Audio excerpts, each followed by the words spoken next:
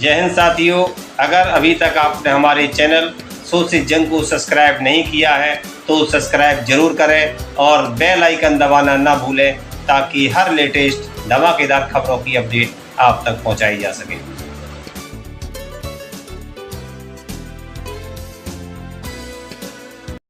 उत्तर प्रदेश से बड़ी खबर। स्वामी प्रसाद मौर्य ने दिया समाजवादी पार्टी के राष्ट्रीय महासचिव पद से त्याग पत्र। समाजवादी पार्टी की प्राथमिक सदस्यता से भी दिया त्याग पत्र। विधान परिषद के सदस्य पद से भी दिया त्याग पत्र। उत्तर प्रदेश के कद्दावर नेता है स्वामी प्रसाद मौर्य। अपने विवादित बयानों को लेकर हमेशा सुर्खियां बटोरते रहे हैं स्वामी प्रसाद मौर्य। स्वामी प्रसाद मौर्य थाम सकते हैं राष्ट्रीय सोशलिस्ट समाज पार्टी का दामन। 22 फरवरी 2024 को दिल्ली के तालकटोरा स्टेडियम में बड़ा कार्यक्रम। अलीगढ़ के रहने वाले साहब सिंह धनगर ने 2013 में की थी राष्ट्रीय सोशलिस्ट समाज पार्टी की स्थापना। स्वामी प्रसाद मौर्य राजनीति के शुरुआती दौर में रह चुके हैं लोक दल और जनता दल में सक्रिय। बसपा के रह चुके हैं कद्दावर नेता। बसपा छोड़कर भाजपा में शामिल हुए थे स्वामी प्रसाद मौर्य। योगी आदित्यनाथ के नेतृत्व वाली पिछली भाजपा सरकार में रह चुके हैं मंत्री। 2022 विधानसभा चुनाव से ठीक पहले भाजपा छोड़कर सपा में हुए थे शामिल।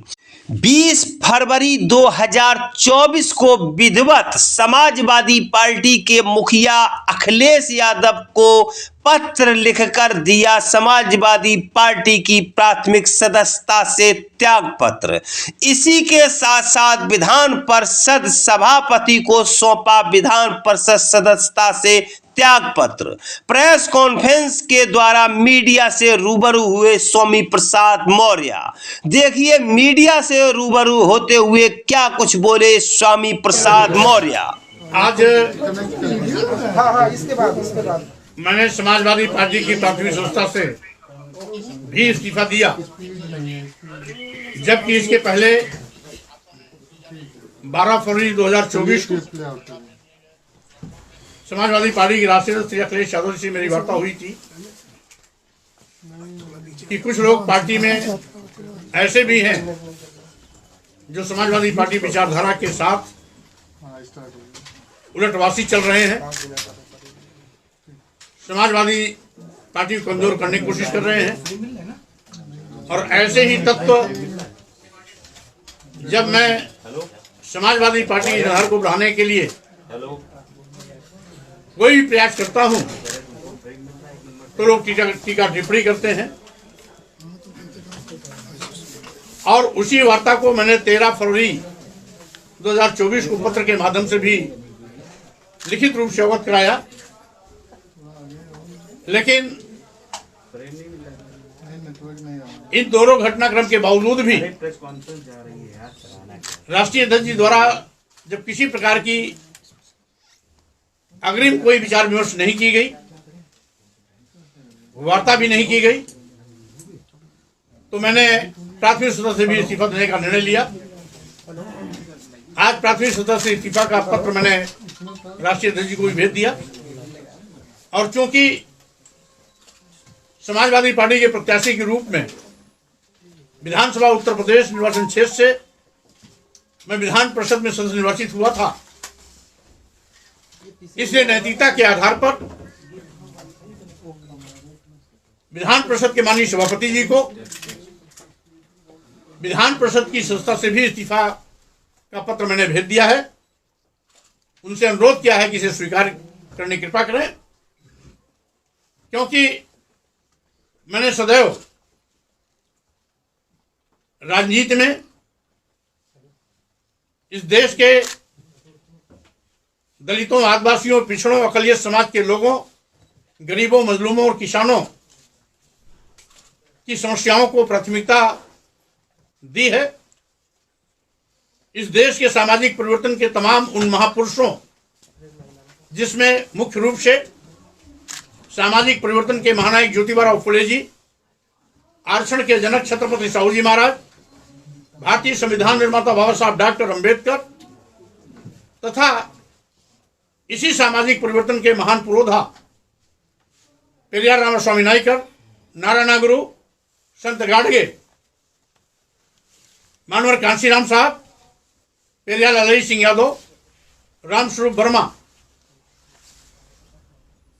शहीद जगदेव बाबू के विचारधारा को लेकर के शुरुआती दौर से लड़ाई लड़ता रहा, इनके मिशन पर काम करता रहा और इस विचारधारा तथा मिशन में जब भी कोई आड़े आया, वो कितनी भी बड़ी शख्सियत क्यों न रही हो, उससे टकराने में भी मैंने कभी गुरेज नहीं किया। क्योंकि राजनीति में विचारधारा महत्वपूर्ण स्थान रखती है। पद का कोई माने नहीं होता है। मैंने विचारधारा के लिए पद छोड़ी है, कुर्सी छोड़ी है, कभी नेता विरोधी दल का पद छोड़ा, कभी एक नहीं इसके पूर्व और वर्तमान में भी राष्ट्रीय महासचिव का पद छोड़ा, कभी विधायक पद से इस्तीफा, एमएलए के पद से इस्तीफा दिया, तो कभी एमएलसी के पद से इस्तीफा दिया। क्योंकि पद के लिए मैं कभी न कहीं आया हूं न गया हूं। जिनको खुशी है लाभ देने की, उनके लाभ के पद को भी मैं ससम्मान वापस कर दिया हूं। क्योंकि मैं अपना सम्मान विचारधारा के साथ मानता हूं। पद गौड़ है, पद और आता जाता है, विचारधारा शाश्वत होती है, टिकाऊ होती है, वैचारिक राजनीति का ही महत्व होता है। इसलिए मैं इन अपने तमाम महापुरुषों की विचारधारा को, इनके मिशन को अपनी थाती मानता हूं और इसी विचारधारा को जीवंत बनाए रखने के लिए मैंने सभी प्रकार के पद का त्याग किया है, विधान परिषद का भी त्याग किया है।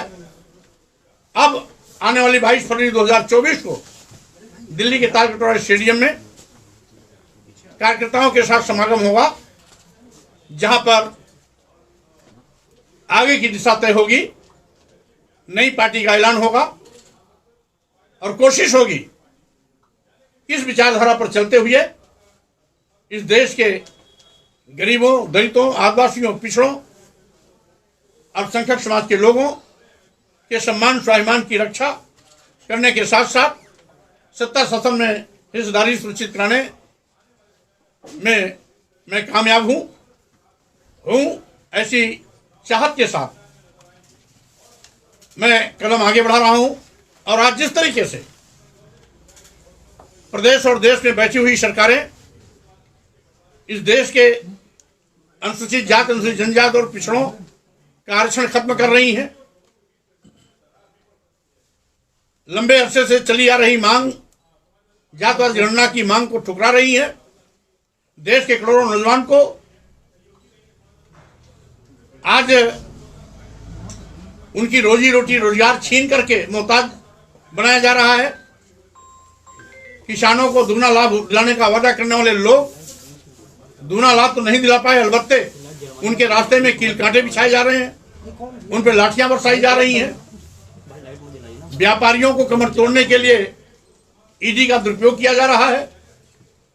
लोकतंत्र को कमजोर करने के लिए ईडी, सीबीआई, इनकम टैक्स के माध्यम से आवाज को कुचलने का प्रयास किया जा रहा है। भारतीय संविधान की भावनाओं से खिलवाड़ किया जा रहा है। देश की राष्ट्रीय संपत्तियों को अपने चहेते उद्योगपतियों के हाथों में कौड़ियों के भाव बेचा जा रहा है, जिससे स्पष्ट है कि आज देश खतरे में है, संविधान खतरे में है, लोकतंत्र खतरे में है। मैं लोकतंत्र, संविधान और देश को बचाने के लिए स्वाभाविक रूप से जो समान विचारधारा के लोग हैं उनके साथ मिलजुल करके हम काम करेंगे और लोकतंत्र, संविधान तथा देश को बचाने की कोशिश करेंगे। आपका सर, अगला कदम जो है राजनीति में तो लोकसभा चुनाव है, तो आपका इस सारे से लोकसभा चुनाव के मद्देनजर आपका क्या है? देखिए, फिलहाल अभी इंडिया अलायंस में मैं रहा हूं,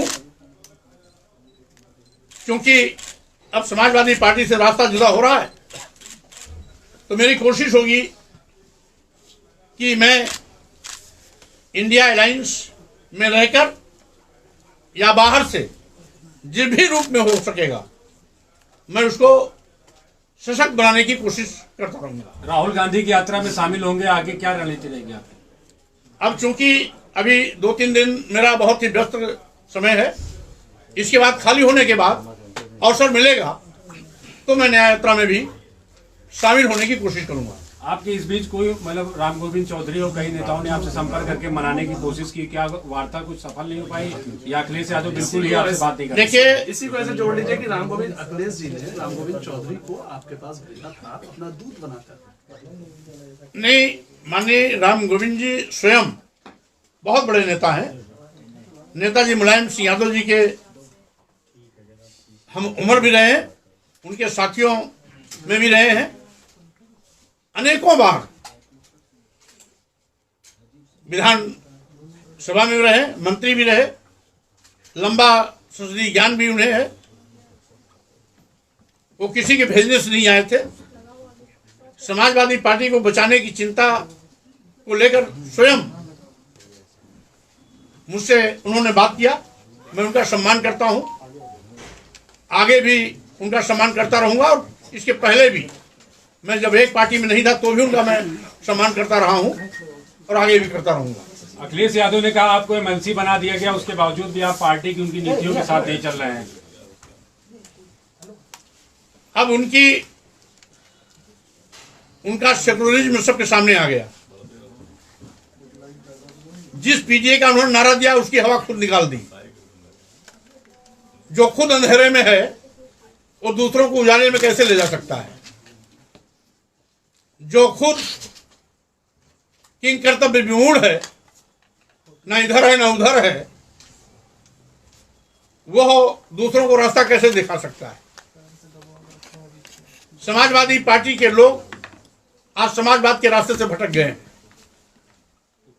मैंने नेताजी श्री मुलायम सिंह यादव को भी देखा है। शुरुआती दौर में मैंने राजनीति भी उन्हीं के नेतृत्व में शुरू की थी, लेकिन कभी भी उन्होंने संविधान की भावना के विपरीत काम नहीं किया। कार्यालय में तो दूर, वो कभी घर में पूजा घंटों करते थे, लेकिन कभी भी किसी मंदिर में नहीं गए।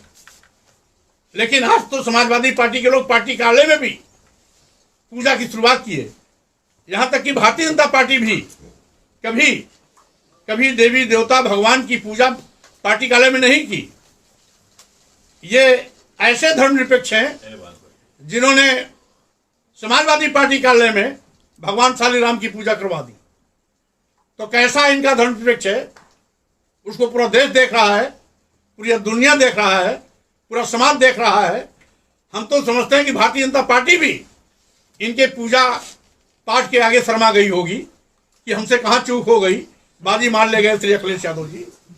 तो स्वाभाविक रूप से उनका ये धर्मनिरपेक्ष चेहरा जनता देख रही है। अब हमें कुछ नहीं दिखाना, जिसको जनता देख रही है उसको आईने दिखाने की जरूरत नहीं। आपको लेकर पल्लवी पटेल भी नाराज है। लगातार पल्लवी पटेल कह रही है कि राज्यसभा में हम वोटिंग नहीं करेंगे। क्या आपसे उनसे बातचीत चल रही? कुछ देखिए, पल्लवी पटेल जी बहुत ही सशक्त और बुलंद आवाज उठाती रही है। माननीय सोनेलाल पटेल जी की पुत्री है। सोनेलाल पटेल जी की विचारधारा बाबा साहब डॉक्टर अम्बेडकर मानव कल्याण की विचारधारा रही है। इसलिए कोई भी सम्मान और स्वाभिमान की लड़ाई लड़ने वाला नेता, योद्धा, संगठन अखिलेश यादव जी के साथ नहीं चल सकता है। आपने प्रोफेसर जी के बारे में कहा कि उनके फैसले पार्टी के विरोध में थे। ऐसे क्या फैसले रहे स्वामी जी जिससे आपकी नाराजगी है प्रोफेसर जी से? अब उनकी बोल भाषा आप लोग देखते होंगे। अभी पल्लवी पटेल जी ने जैसे कहा कि चूंकि पीडीए के अनुरूप राज्यसभा के सांसद प्रत्याशी नहीं, इसलिए मैं वोट नहीं दूंगी। बात राष्ट्रीय दल पर छोड़ देना चाहिए। वो कहते हैं संस्था नहीं वोट देंगे, संस्था चली जाएगी। क्या एक राजनीतिक व्यक्ति की भाषा ये है? भाई शिवपाल यादव से सीख लेना चाहिए।